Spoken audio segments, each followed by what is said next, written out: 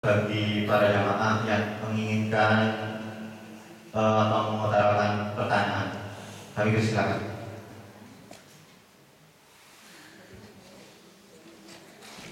Silakan langsung.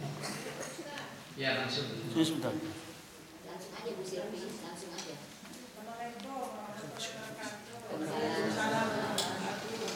Mau tanya Pak Ustadz, barusan Pak Ustadz bilang kan 10 hari iktikaf di masjid. 10 hari iktikaf di masjid Pak Ustadz.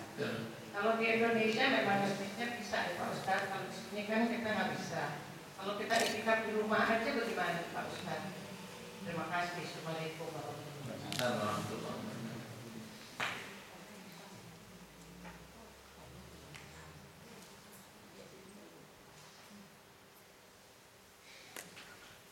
Rasulullah Shallallahu Alaihi Wasallam selalu mengajak istri-istrinya kalau masuk di akhir bulan Ramadan untuk iktikaf di masjid.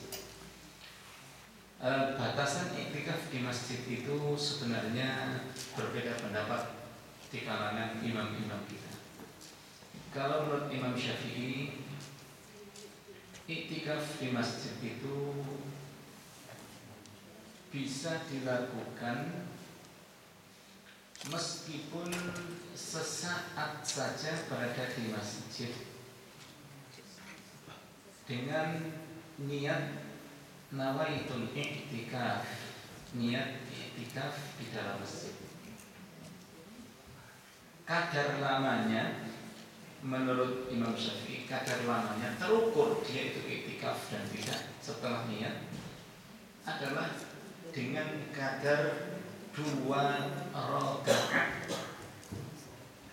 Salat sunnah 2 rakaat, niat i'tikaf sudah termasuk dia mendapatkan pahala iktikaf. Baru datang atau Ia datang ke masjid, kemudian kadar batasan sebentarnya minimalnya itu adalah 2 rakaat sunnah. Sholat sunnahnya itu kita niat iktikaf, kemudian sholat sunnah 2 rakaat itu sudah termasuk apa? Iktikaf di dalam masjid. Meskipun di sana banyak pendapat, antara lain mazhabnya Imam Hanafi yang ini banyak diikuti oleh saudara-saudara kita dari India, dari Pakistan. Mereka kalau 10 akhir bulan Ramadan itu sudah tinggalnya di dalam masjid, sudah tidak bekerja, ditinggalkan segala aktivitasnya sehari-hari. Dia fokus untuk beribadah kepada Allah Subhanahu wa taala di dalam masjid. Makanya kalau kita pernah ke masjid-masjid India, di sana dibuatkan sekat-sekat kamar ya. Pernah lihat? Dibuatkan sekat-sekat kamar ya kan? Di situ sudah dia tinggal di situ. Baca Al-Quran, sholat, sudah di situ, tidak kemana-mana. Dan batalnya iktikaf itu, iktikaf akan menjadi batal kalau antara suami istri melakukan hubungan. Artinya iktikaf, ketika iktikaf tak pulang dulu namanya. Jadi nggak boleh. Pulang dulu nggak boleh kalau iktikaf. Kalau namanya iktikaf. Sebagaimana firman Allah, "Wala tubashiruhunna wa antum aakifuna fil masajid." Dan janganlah kalian berhubungan antara suami istri sedangkan kalian iktikaf di dalam masjid. Artinya ketika kalian punya niatan iktikaf sudah harus iktikaf. Seperti itu ya. sedikit saya tanya Pak, kan kita mulai kita berangkat dari rumah kita sudah niat kita mau iktikaf ke masjid, atau kita ulangi lagi sampai ke masjid? Iya, sampai di sini sholat sunnah iktikaf ya. Kemudian baru kita membaca Al-Quran, bertafakkur ya, bertafakkur mengingat ayat Allah Subhanahu wa taala, mengagungkan Allah Subhanahu wa taala. Terus ada permasalahan kalau ibu sedang haid bagaimana? Oh ya.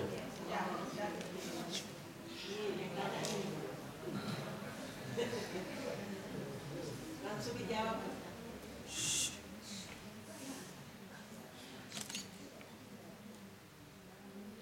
Sayyidah Aisyah radhiyallahu anha pernah meriwayatkan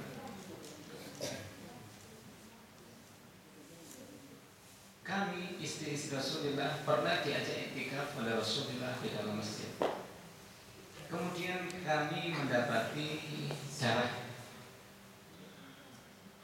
haid. Tapi darah haidnya adalah darah istihadah. Istihadah itu darah yang bukan haid betulan. Darah penyakit atau tambahnya itu boleh. Tapi kalau haid itu iktikaf tidak ada hukum bagi kaum wanita, tapi disunahkan untuk memperbanyak zikir di rumah atau di mana saja. So, iktikaf itu hukumnya pada dasarnya sama dengan sholat. Tapi kalau istihadah, ya, istihadah itu sudah melebihi batas waktu haid, waktu batas waktu normal haid masih keluar, itu diperbolehkan bagi ibu-ibu untuk apa? Iktikaf di dalam masjid.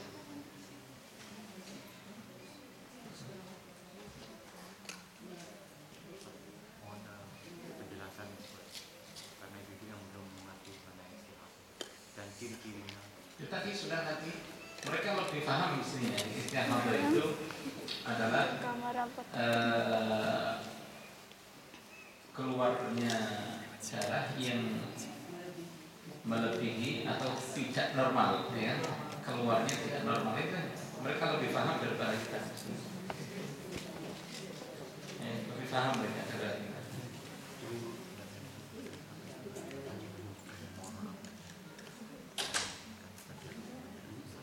Yang lain lagi?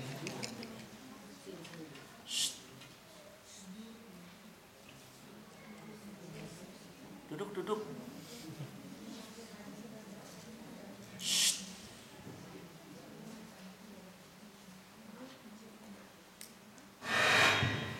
Baik, mungkin ada pertanyaan bagi yang lain, bagi bapak-bapak mungkin kami persilakan karena waktu tinggal 5 menit. Kemudian kalau tidak ada, saya lanjutkan. Jika di 10 akhir bulan Ramadan ini kita tidak mampu iktikaf karena kesibukan, ya, karena lemahnya kita untuk mendatangi masjid, kita tidak bisa datang ke masjid di 10 akhir bulan Ramadan. Bagaimana? Rasulullah Shallallahu Alaihi Wasallam pernah bersabda dari hadis yang diriwayatkan oleh Abdullah bin Umar radhiyallahu anhu. Qala Rasulullah Shallallahu Alaihi Wasallam, Rasulullah Shallallahu Alaihi Wasallam telah bersabda, iltamisuha fil ashril awakhir, yakni Lailatul Qadar. Carilah keutamaan dan kebaikan malam Al-Qadar itu pada 10 akhir bulan Ramadan, antara lain dengan iktikaf. Jadi mulai besok, ya kan? Mulai besok diusahakan kita tidak meninggalkan masjid setiap malam. Artinya setiap malam seperti ini, ya, ini kita iktikaf, ya. Oleh karena itu begitu datang masuk masjid sini, hendaklah kita niat iktikaf, ya. Nah, caranya diawali dengan sholat sunnah terlebih dahulu 2 rakaat, ya. Diawali dengan sholat sunnah 2 rakaat untuk mengawali niat iktikaf kita. Begitu masuk masjid, niat sholat iktikaf 2 rakaat sudah. Setelah itu hukum kita keberadaan kita di masjid ini adalah sebagai orang yang beriktikaf, mendapatkan nilai iktikaf yang antara lain jaminannya kita akan mendapatkan Lailatul Qadar. Dengan iktikaf itu cara untuk mendatangkan keutamaan malam Ramadan. Mulai besok ya, begitu datang meskipun yang terlambat datangnya langsung aja ambil 2 rakaat, tidak masalah ya. Meskipun ada yang datang terlambat, langsung aja sholat 2 rakaat, nggak masalah. Nggak harus riku, nggak harus sungkan, tidak harus ya. Karena niatnya tadi niat sholat sunnah 2 rakaat. Ya. Iya, untuk mengawali niat iktikaf. Ya, amin. Fa'in kata Rasulullah, "Dha'ufa ahadukum aw 'ajaz." Maka jika salah seorang di antara kalian lemah atau tidak mampu datang ke masjid karena kesibukan yang tidak mungkin ditinggalkan, atau sakit atau apa saja rumah kita, saking pentingnya kita mencari keutamaan malam Al-Qadar, kata Rasulullah, fala yughlabanna 'ala sab'il bawaqi, maka jangan sekali-kali kita dikalahkan oleh kondisi dan keadaan setelah tanggal 27 dan selesai. Artinya jangan kita meninggalkan atau absen pada tanggal 27 yang akan diadakan pula di masjid ini, yaitu tanggal berapa? 27 hari Sabtu depan. Nah, ini pesan Rasulullah SAW, hendaknya jangan sampai kita uzur pada hari itu. Ini pesan Rasulullah, bukan pesan saya atau bukan seruan Mas Hamzah atau seruan siapa-siapa, tapi ini Rasulullah SAW yang disampaikan melalui hadis yang diriwayatkan oleh Abdullah bin Umar. Tapi kalau keadaan kita tidak lemah, ya kan, kondisi kita sehat, pekerjaan bisa diatur, bisa diatasi, ya kan, maka hendaklah kita istiqomahkan untuk beriktikaf, mengkaji Al-Quran seperti yang kita lakukan bersama-sama, kemudian berbuka puasa, kemudian sholat bersama-sama jamaah, kemudian sholat tarawih. Setelah itu sudah selesai iktikaf kita. Berikutnya hari kedua kita iktikaf lagi dan seterusnya. Mudah kan? Tidak sulit kalau kita mengikuti mazhab yang tidak mempersulit, ya kan? Seperti yang diutarakan dalam mazhab Imam Syafi'i.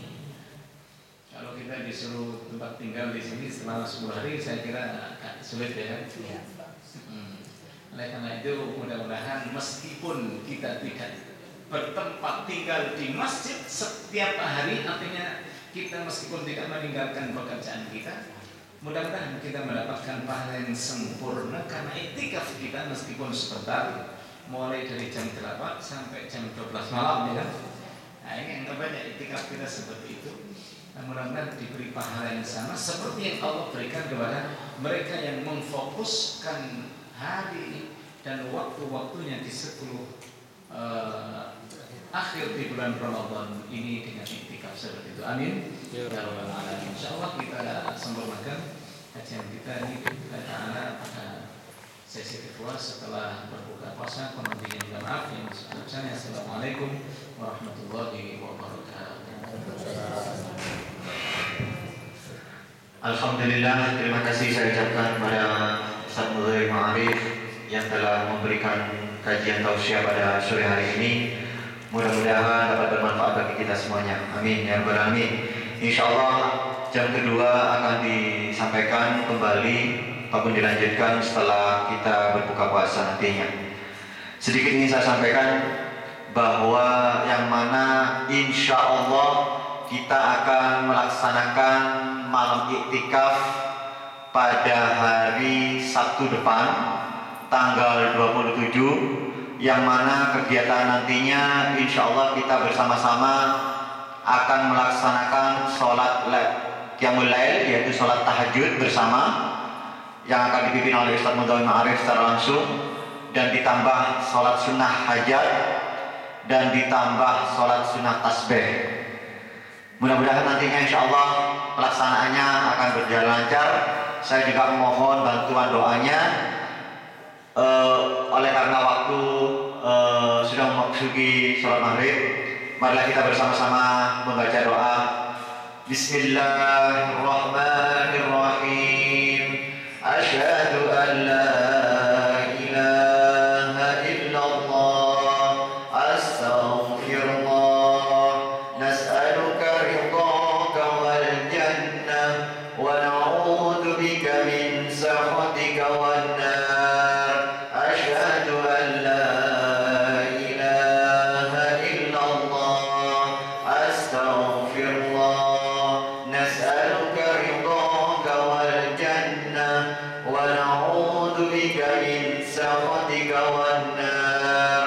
Asyhadu an la ilaha illallah, astaghfirullah, nas'aluka ridhaka wal jannah wa na'udzu bika min sakhatika wan nar. Allahumma innaka afuwwun karim, tuhibbul afwa fa'fu anna. Allahumma innaka afuwwun karim, tuhibbul afwa fa'fu anna. Allahumma innaka afuwwun karim, tuhibbul afwa fa'fu anna ya karim. Subhanal malikil quddus, subuhun quddus rabbuna wa rabbul malaikati war ruh. Subhanal malikil quddus, subuhun quddus rabbuna wa rabbul malaikati war ruh. Subhanal malikil quddus, subuhun quddus rabbuna wa rabbul malaikati war ruh. Bismillahirrahmanirrahim. Allahumma laka sumtu wa bika amantu wa ala rizqika aftartu birahmatika ya arhamar rahimin. Alhamdulillah, mudah-mudahan ibadah puasa kita pada hari ini diterima oleh Allah Subhanahu wa taala dan diberikan keridhaannya. Saya doakan semoga selamat berbuka puasa. Akhirul kalam, wassalamualaikum.